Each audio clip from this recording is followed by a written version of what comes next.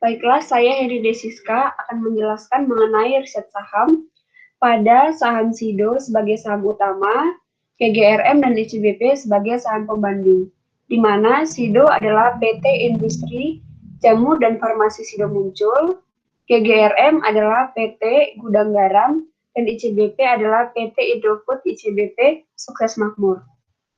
Tetapi sebelumnya, saya ingin mengingatkan bahwa riset saham ini dilakukan hanya untuk kepentingan akademik, yaitu pada mata kuliah manajemen dan investasi. Yang pertama dilakukan yaitu analisis fundamental. Pada saham SIDO memiliki net profit margin dari tahun 2011 15% menjadi 29% pada tahun 2019. Hal ini menandakan bahwa net profit margin mengalami kenaikan, yaitu 14%. Sedangkan pada revenue-nya atau pendapatannya, yaitu saham SIDO juga mengalami peningkatan. Saham SIDO mencapai target kerja yang memuaskan dan pendapatan rata-rata yang naik secara konsisten setiap tahunnya, yaitu pada tahun 2011 2,2 triliun menjadi 2,8 triliun pada tahun 2019. Price Earning Ratio atau PER pada saham SIDO yaitu 1,5 tahun terakhir, harga meningkat pesat dari 440-an menjadi 1000-an, atau market price berada di atas 100%. Hal ini mencerminkan PER 18,0 kali dan PPV 4,8 kali. Selanjutnya yaitu analisis risk and return.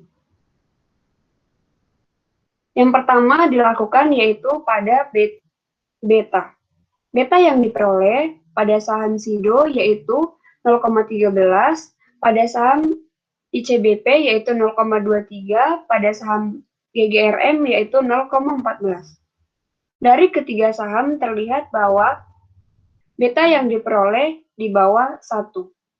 Hal ini menandakan bahwa ketiga saham mengalami low risk and low return, yang artinya dengan resiko yang rendah, maka mendapatkan keuntungan yang rendah pula. Yang kedua yaitu perhitungan DDM. Pada ketiga saham yaitu SIDO, GGRM, dan ICBP memperoleh rekomendasi over value. Yang ketiga yaitu pembentukan portofolio. Pembentukan portofolio dilakukan untuk menunjukkan keoptimalan suatu saham. Terlihat pada ketiga saham, yaitu saham SIDO, GGRM, dan ICBP, memperoleh portofolio yang optimal, dan memiliki alokasi dana terbesar pada SIDO, yaitu 63 juta, dan alokasi dana terkecil yaitu pada saham GGRM 4 juta. Analisis teknikal.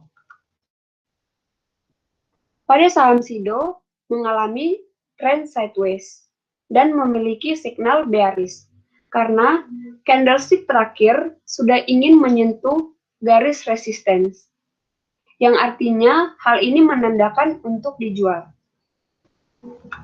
Yang kedua yaitu saham GGRM.